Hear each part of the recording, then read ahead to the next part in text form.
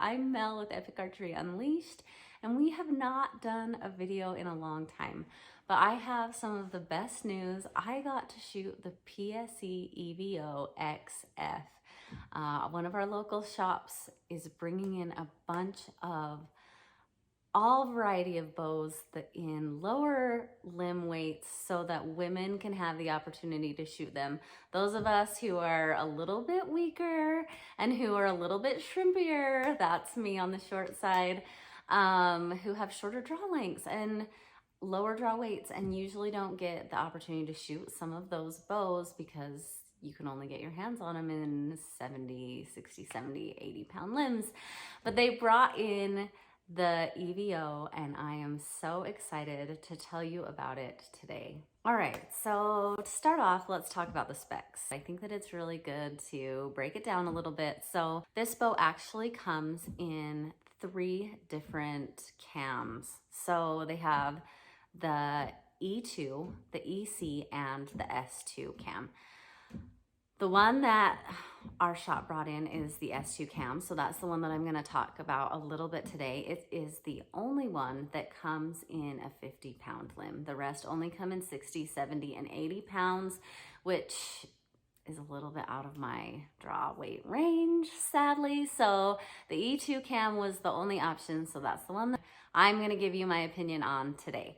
Brace height on the S2 is 6.5 inches. So it's a pretty good in between, maybe not as forgiving as some of those other bow options, but it's still gonna give you enough forgiveness that it's probably not gonna be that big of a deal. This was the 30. They also come in a 33, but we got the XF 30 in, but it's technically a 29 and 5/8 inch axle to axle. It's speed tested at a 29 inch draw length on this particular cam because that's as far as this cam goes out to. And the IBO is 335 to 327, which is really phenomenal for those shorter draw lengths. It has an 80 to 90% let off, which is really impressive. And its weight comes in bare bow at 4.3 pounds. So the S2 cam, the draw length range is 25 to 29 inches. So that accommodates those of us who are those a little bit short draw length archers, but it doesn't go up super high.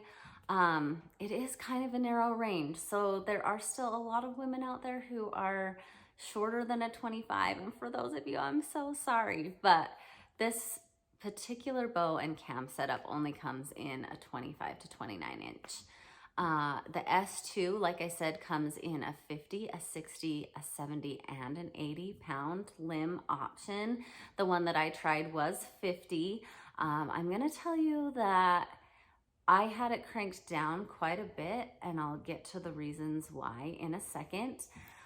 It comes in a really great variety of colors.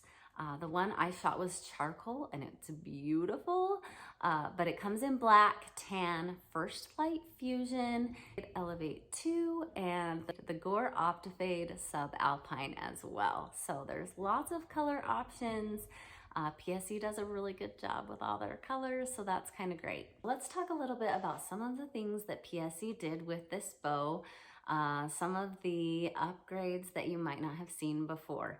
So they put into this bow the new guard lock system. It's an advanced cable guard system that helps improve accuracy and consistency, even at those longer and shorter draw lengths and draw weights. So that's kind of a cool advancement.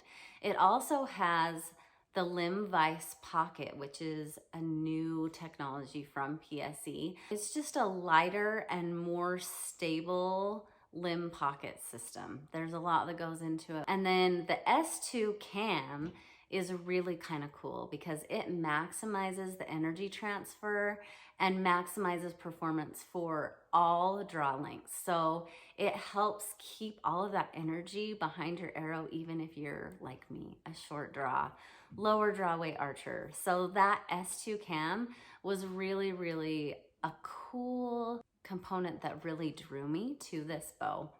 They have the new bearing system and wider draw stops, which provide a phenomenal back wall. And I'll get into that a little bit as I tell you what my thoughts were. The EVO XF riser was really designed to help decrease vibration and give you that dead in the hand feel.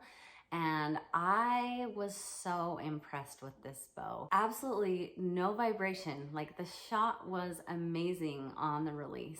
They also have a quick disconnect for bow slings, which is kind of a really cool added feature for those of you who are hiking a lot or packing your bow a lot. There's a quick disconnect that's super easy, that's just been integrated into that riser. They have a precision bus tuning system that allows you to micro tune and adjust so that you can get that bow performing optimally. This particular bow as well, they have the QAD integrate rest mount. It's the dovetail system, so they're saying that it's one of the lowest profile on the market, which is super cool if you're a QAD fan for rests. So let's break down kind of what I thought of this bow personally. I was so excited to get in there and shoot it. I haven't shot a PSE aluminum bow, so I was really excited to get my hands on one of their flagship versions in a draw weight and a limb weight that I could pull. And so I got in there, and my very first impression was, the bow is stunning. Like, it's beautiful, which appearance does matter, contrary to maybe popular belief. But I also, as soon as I put that bow in my hand, the grip felt amazing. I might have to say that it's my favorite grip that I've held to date. It's a really just super comfortable, fits in your hand, kind of helps promote correct form and hand placement. I really, really loved the grip. My second impression was that it's a stiff draw. So I could not pull as much weight on this bow as I can pull on my PSE Stealth Mach 1, the carbon, which was a little bit disappointing. Although, don't stop listening here or give up on this bow, because I got better speeds out of this bow at lower draw weight than I get out of the PSE Mach 1. So, or any of my other bows at those lower weights. So when we ran it through a chronograph, which I'll post some of the video here, at about a 41, because we had to crank it down because it's really stiff off of the beginning of that draw. And part of that is because of that S2 cam. It's really been formulated to optimize efficiency, especially for those of us with short draw lengths. And because of that optimization, it's a more aggressive cam, which is also going to be felt in the draw cycle. So of all the bows I've shot, the draw cycle wasn't necessarily my favorite right off the bat. I really had to put in a lot of effort to get over that initial hump. That said, once you get to full draw, this bow is phenomenal. The hold was probably in the top of bows that I've shot, and it just felt so good. It felt so good in my hand. The back wall is rock solid, and even without a stabilizer, the hold on target was really, really amazing. So I don't want people to shy away from this bow because of the stiffness of that draw cycle. That's just what's giving you the optimization. On the release, there was absolutely no vibration. So the whole shot process was just really fantastic. I also was really impressed by, even though it's 4.3 pounds, it doesn't feel heavy in your hand. And granted, this was a mostly bare bow, but I feel like it would appeal to any size strength of archer, really. So the weight, I would hope wouldn't turn anybody away. It actually felt really light to me, especially for an aluminum bow. And I've been shooting PSE carbon for a while, so I've kind of turned into a pansy. So that's saying something. I do feel like that little bit of extra weight really contributes to that stability and the follow through on that shot. Another thing that I really liked is this is a compact bow that packs a huge punch. So when we ran it through the chronograph, I was getting, I'm trying to think of what it was. We checked arrow weights. I'll post all of the video, but on varying arrow weights, I was getting anywhere from 215 to 220 feet per second, which is really, really impressive for my piddly 25.5-inch draw length at 41 pounds. So that in and of itself is a really big testament to the power of this bow. Performance-wise, it's fantastic. I would say that this bow would probably appeal as the perfect hunting setup for a shorter draw, lower draw weight archer. My reasoning for that is because there is a stiffness to that draw cycle. So if I were to be shooting primarily recreational archery and drawing really consistently over and over again, that stiffness may eventually be a little less optimal than a more comfortable draw cycle just because it's recreational. However, the trade-off is, as a hunter or a huntress, whatever you prefer, you are going to pack a huge punch with this bow at those lower draw weights and at that shorter draw length. And so where the speed and the optimization really matters in hunting generally is going to be in this particular bow.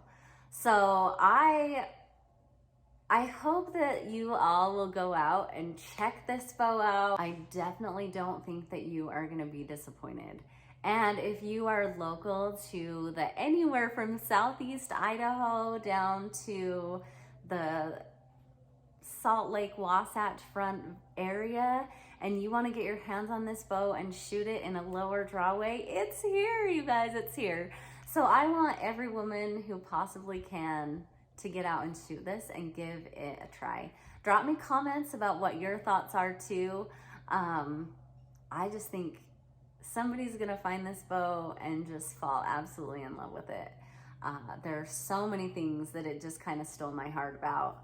That grip, I'm still kind of dreaming of that grip and how steady it was at full draw. So go check it out. The PSE EVO XF in the S2 cam.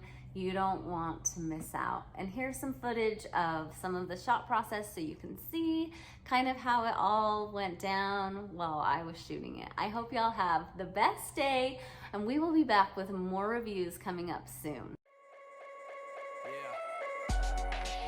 Thank you, far too kind. Yeah. Ready?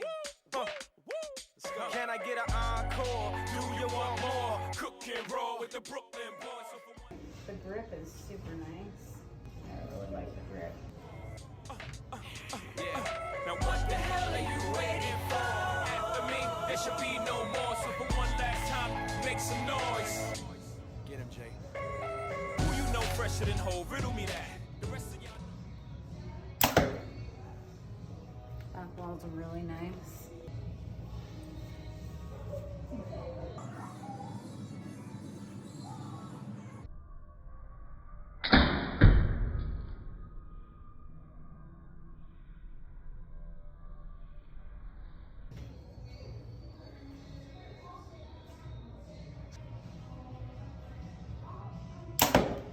I mean, it holds phenomenal. I mean, there's not even a stabilizer on it. Become so tired, so much more.